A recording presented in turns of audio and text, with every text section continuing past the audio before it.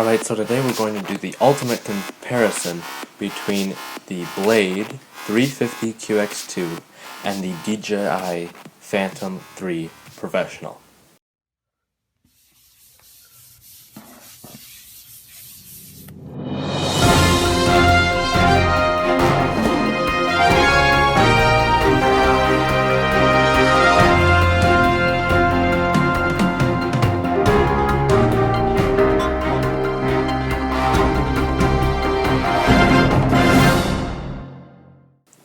Let's first start off with the price. The Blade 350 qx2, I got the AP combo. That is, it comes with the Seago 1 camera and a gimbal. So this entire package here with the DX Spectrum 4 transmitter, everything ready to fly, is going to come in at $799.99. On this hand, we have the DJI Phantom 3 Professional. This is the professional version with the 4K camera and the new remote, so that is going to come in at $1,259. You can also get an extra battery here, which is going to add another $100, along with a backpack, which can range between, this one's $150 all the way up to $300 or more. Over here you can also get a spare battery, as well as I got a traveling case, which was $100. So just comparing the price, the DJI Phantom 3 is quite a bit more expensive than the Blade 350 qx2 AP combo. So we already know the price is going to be different, so why don't we compare other aspects of these two great quads. Alright, so starting off, the battery that comes with the 350 qx2 is an E-Flight 3S 11.1V 3000 milliamp LiPo battery. And I have to say that plugging the cords in the back here, it's a little difficult. It's not very user-friendly. Whereas over here, we have the DJI Phantom 3 Professional battery. Putting the battery in is very easy because you can just slide the battery right in and it clicks into place, and there's no cords you have to deal with. So far, the DJI has won the battery challenge. Alright, so now let's look at the controllers. First off, they look quite similar, except this is more of a black overall feel, and this is a white. They are plastic, but this is a very sort of cheap plastic, and I feel like this is more of a higher quality. The actual grip of it, you can't grip it as well. It feels really quite light. And so it's a little, it works just great, and I love this. I've been using this quad for quite a few years now, but when I pick up the DJI, the controller, it's much heavier and feels heavier duty, and if you look at these sort of rubber pad things as well as on the back, it's much more user-friendly right here. As well as the phone holder. I love the phone holder here. You can do all the way up to an iPad, or you can have a little kickstand down here, so you can hold a very, very small phone if you want to. So I love this, the phone holder, as well as these, the lightning light bridge technology is amazing with these. You can go a mile, 1.2 miles, I think, which is very, very far. Whereas over here, it just has one antenna that works just fine, but you definitely wouldn't be able to go 1.2 miles. I actually do enjoy this phone clamp. It works really well. It has nice rubber parts here and here. I also love how you can take this off fairly easy to pack it in. It's not as easy with the DJI to take it off. As well as on the back of the DJI there's USB input to connect your phone, so you have a live stream of what the quad is seeing from this light bridge technology, whereas the Spectrum, the Blade, doesn't have anything like that, so you're relying on the Wi-Fi to just make sure you have a stable connection. And I can tell you from past experiences, the Wi-Fi is not as great as the light bridge technology. Alright, so now before we get outside and do a couple test flights, because I really want to do that, really compare these head to head, which one is better. One thing that I've found a little odd is I've been flying my 350 qx2 for over a year now, and it actually does some really funky things. Some say it's because I don't calibrate the compass as often as I should, whereas here it tells you when you need to calibrate the compass. Others say it's because the GoPro is transmitting some data that'll throw off its flight. If you've seen some of my other videos, you'll see I've had two really big crashes with this quad where it malfunctioned, but everything has been fine except that the gimbal has broke to the point where it no longer actually functions. So I just have this here to show you. This is what it looks like with the Seago 1 camera, but for the actual flight testing I'm going to be using my GoPro Hero 4 Silver that just attaches to the bottom upside down. So it's not going to be as good because there's not going to be a gimbal, but the gimbal doesn't work anymore because it crashed too many times, and I tried fixing it, but it just did not work for some reason. It just has a blinking red light, and I've gone through manuals and stuff, but I can't figure it out. So I'm not sure if after a year the Phantom will do that. I really don't think so. But the Blade has been doing a couple funky things. I've actually never crash landed the Phantom. It's never crashed. It's never really malfunctioned. It's never hit anything, broken anything, which is amazing. I've had this for like 3 months, I think, about now, and it's worked flawlessly this entire time. Alright, so I actually haven't seen a video where somebody weighed these two quads head to head. I have not seen a single video anyways, so it's a little hard to read here. We're first going to weigh the controllers. Here is the Blade 350 qx2 controller, which is the Spectrum DX4 transmitter. It's coming in at 586 grams.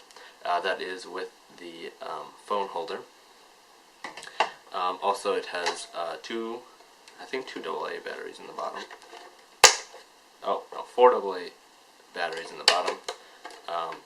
So that is the weight. Now over here we have the DJI Phantom 3 controller, which is made by DJI. The battery, there's not a battery you can take out, it's just a rechargeable battery, which you can recharge right there. This also has the phone holder on it, and let's see how much it weighs. 868 grams. So it's quite a bit more than the Blade. Now let's weigh the batteries. Here the battery of the Blade is coming in at 230 grams. DJI is 364 grams. So now let's weigh both of the quads as they came. So I'm weighing the camera even though the gimbal has broken, but it's still going to be the same weight. Let's see if this will it fit. So the blade is coming in at 774 grams. Now, the DJI, I think, is going to be much, much heavier. DJI is coming at 1,292 grams. So, just by the weight, you can tell the DJI, all of the DJI products are much, much heavier. And I actually feel like that's a good thing because it gives it more stability and more ruggedness. Whereas if you have a light quad like that, it can actually blow in the breeze quite a bit. So I'm really enjoying the heavier sort of feel of the Phantom 3 Professional. Now let's go outside and give these two a test.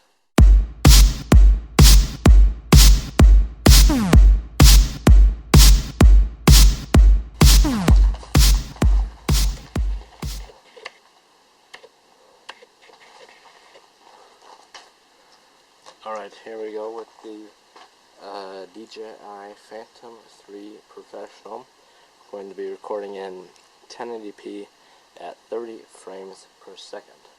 Alright, now let's lift off.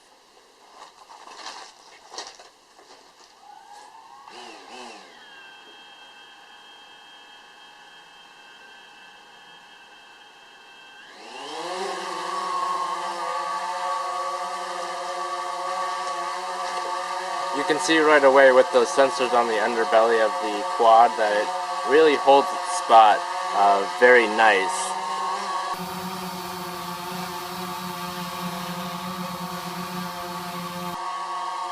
So you can see how it's not moving that much with the GPS lock, and since it's on the ground it can see where it's going. And you can see with that heavier weight it really is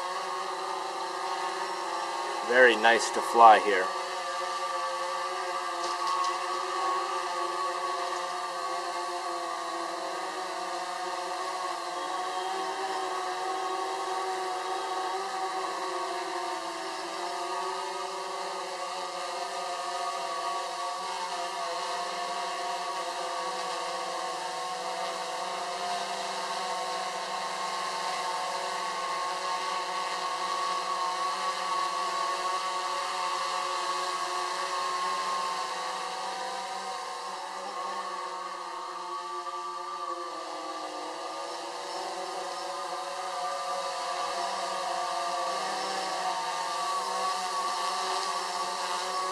The controls are very crisp, and I love that about this particular quad. It does an amazing job, and it's also the speed that it goes up is incredible. It's not even comparable to the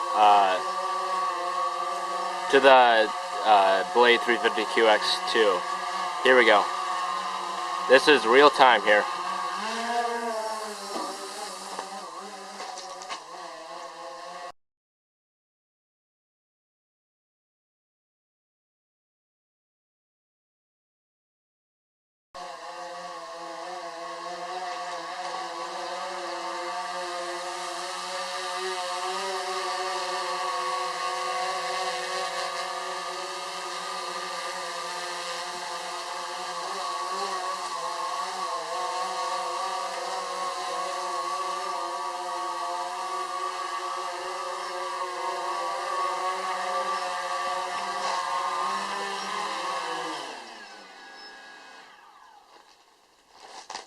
And there you have it.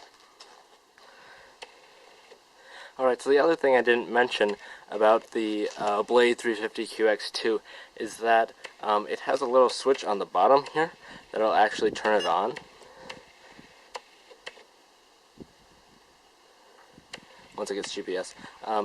So that's nice that the DJI Phantom 3 Professional does not, any of the Phantoms do not have that button on the bottom to turn it on. So you can plug the battery in earlier and then just have it there. Well, actually, the battery does. So the battery on the Phantom 3, you can turn that on and off, but you can't actually turn the quad itself. So I guess it's nice there's a bottom on the quad itself instead of on the battery, which the battery goes right in here. I don't know if you can see it. Sorry about the autofocus. It's a little loud on this camera. I don't really know why, but at least it's nice and clear, even though the audio is not that great. But now let's fly this puppy.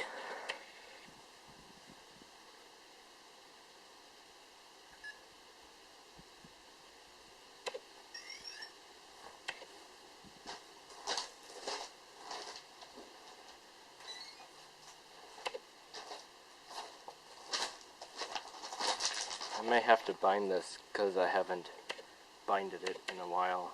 It doesn't look like it's working, so to bind it, you just take this button on the top, push it down, and turn it on. Hold it for a couple seconds, then the quad should beep.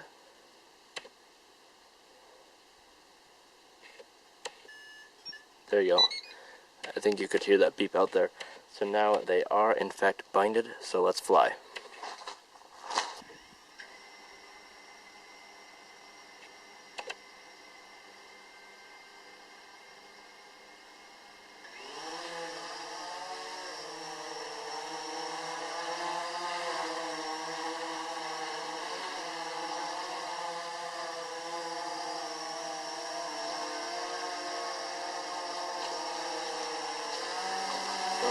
Right away you can see I have to work pretty hard to get it to stay level. I think that's actually because the GPS isn't on.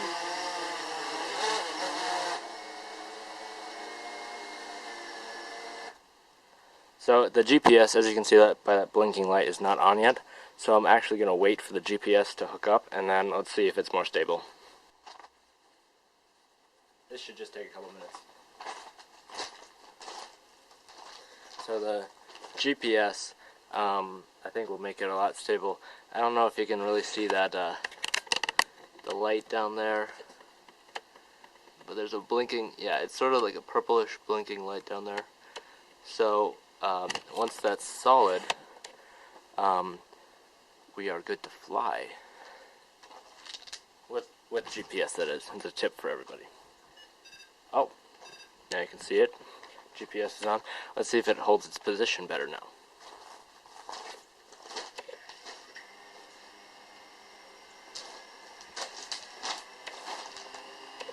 I can tell I've been flying the Phantom quite a bit recently. Oh yeah, it's much better. And the Phantom actually does not have the same, I guess these controls are a little bit smoother, I would say. They're a little bit softer. Whereas the Phantom is much more rough, I'd sort of say. But it just feels like it has a lot more power, the Phantom does. But this still is a very nice quad. You can see it's drifting a little bit. Oh, we lost GPS there. Nope, we gained it. See, this one's just a little funky. It's a little odd how this quad is just a little funky, sort of, I guess I would say. It might be because it's crashed quite a few times, but let's fly it a little bit higher.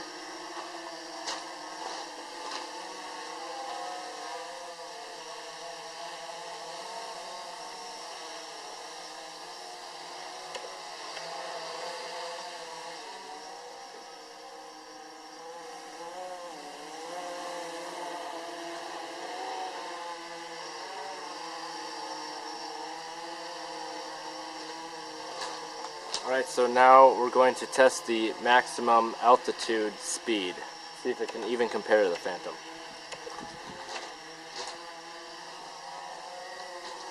Right, that's max speed right there. I have the throttle all the way up. That's pretty slow. The descent is actually a little bit faster than the Phantom. The Phantom has a very slow descent, just so you can, I think so it eliminates the prop breakage a little bit, but I still really like this quad. It's a nice fun one to fly, and since it is a little bit cheaper priced than the Phantom, I feel like you can fly it a little bit more rigorously and not have to worry about breaking a $1,200 or $300 drone. So it's a really nice one. a step up from the 200 QX. It's quite a bit bigger than that one I've seen. And I feel like I probably could attach my GoPro here, and I might do that in the future, but a lot of people have been having trouble with their GoPro, having Wi-Fi issues that cause the quad to just crash, which is really, really odd. And I guess you can take some aluminum foil and stuff and fix it sort of like that. But I haven't done that yet. It looks like we're having a low battery warning. The battery on here is not even comparable to the Phantom. The Phantom is much, much better with the battery. So I'm going to land it, and let's go inside and finish up our review.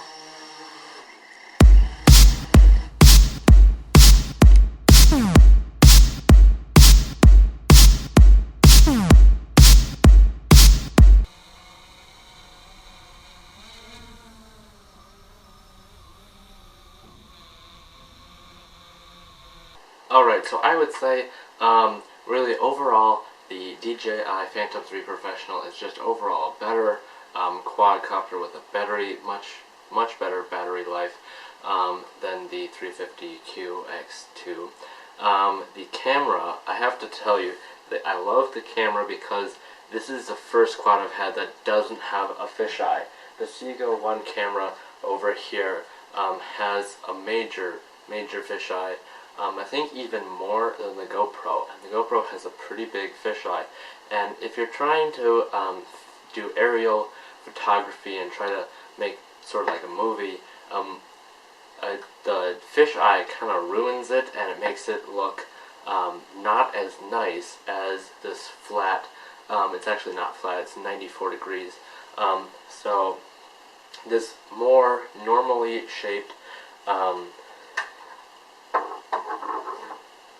So this more correctly distorted lens of this camera, I feel is much better, and it does 4K, which this one doesn't. So if you want a happy medium between, if you're sort of torn, like maybe the 350 qx2 is a little too inexpensive, it's really light, it's just overall has some issues, funky issues, but then over here, $1,250 something is just way out of the price range. You can get the DJI Phantom 3 Advanced, which runs for $999, which would be a great medium between these two. It has just about all of the same features as the Professional, except it has a 1080p camera, just like this camera over here, except it doesn't have the fisheye. And so you get all of the same great features for $999. You can find where to buy all of these quads in the description below. I think that just about wraps it up for our comparison. Just flying it just now, I realized that the DJI has more of a crisp flight pattern, whereas I really like, if you're wondering, I was flying in that middle category for the Blade quad, the middle category where it has like a purple LED. I really like that flight mode for filmmaking, if that is what you currently have or are planning to buy, because it has very steady rises and pans, and it's very steady, whereas I haven't played that much around with the DJI ones, but just the beginner mode is great for this quad. Both of these have 3 modes I have figured out.